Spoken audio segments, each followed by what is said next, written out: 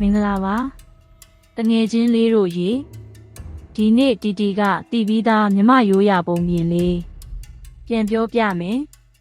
မပူကျွဲနဲ့ခယူးငယ်တဲ့ကြားဘူးတယ်မလားနားထောင်လိုက်ကြစို့တခါတော့ကပေါ့မပူကျွဲလို့ခေါ်တဲ့ချစ်စရာကောင်းတဲ့ကောင်မလေးတယောက်ရှိခဲ့ဘူးပါတယ်မပူကျွဲလေးကအရာရာကိုခိတ္တခဏလေးနဲ့ငင်းငွေ့တတ်တယ်အထူးသဖြင့်စာချက်ဖို့ဆိုရင်သူမရဲ့စိတ်ကတော်တော်လေး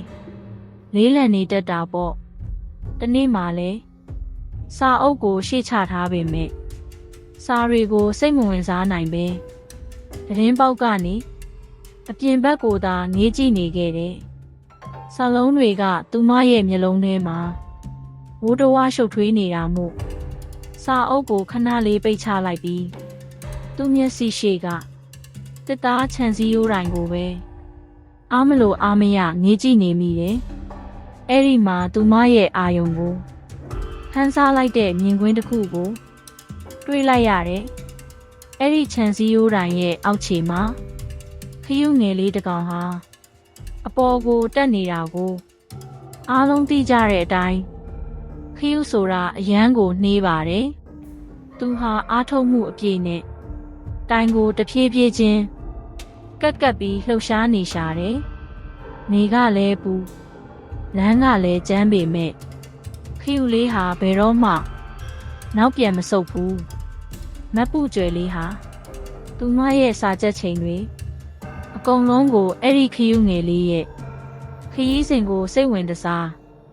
စောင့်ကြည့်ရင်ကုံဆုံးခဲ့တယ်။တခါလှုပ်ရှားလိုက်တိုင်းနည်းနည်းလေးပဲမြင့်တက်လာပေမဲ့ခယူလေးရဲ့ရီမန်းချက်ကိုသူမြင်နေရတယ်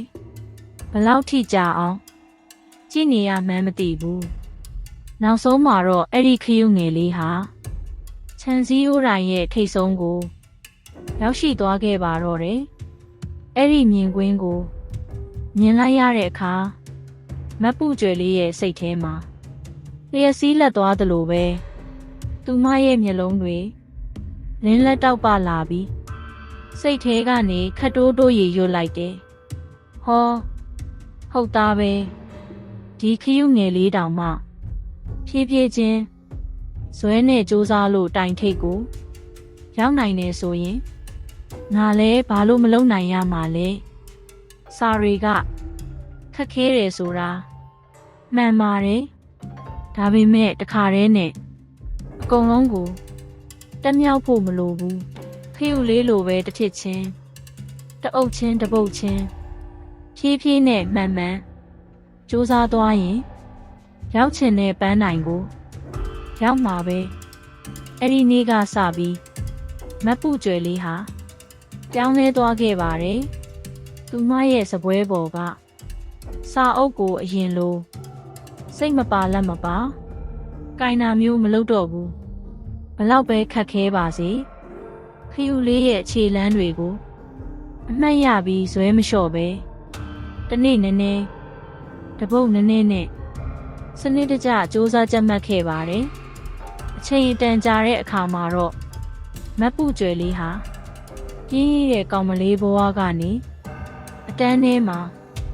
စာတော်သူလေးအဖြစ်ကိုပြောင်းလဲသွားခဲ့ပါတော့တယ်ဒီလိုနဲ့မပူကျွဲလေးဟာသူလိုချင်တဲ့ပန်းနိုင်ကိုရောက်ခဲ့တယ်။သူ့ကိုဒီအောင်မြင်မှုတွေ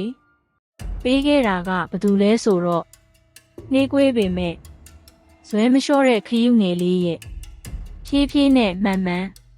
စူးစမ်းမှုကိုတွေ့မြင်ခဲ့ရတယ်။သင်ခန်းစာပါပဲရှင်။တငယ်ချင်းလေးတို့လည်းမပူကျွဲလေးလို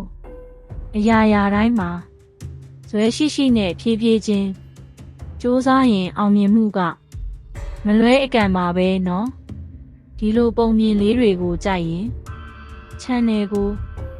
subscribe လုပ်ထားဖို့မမေ့ပါနဲ့နော်နောက်ထပ်ပုံမြင်အသစ်မှာပြန်တွေ့ကြမယ်နော်ကျေးဇူးတင်ပါတယ်ရှင့်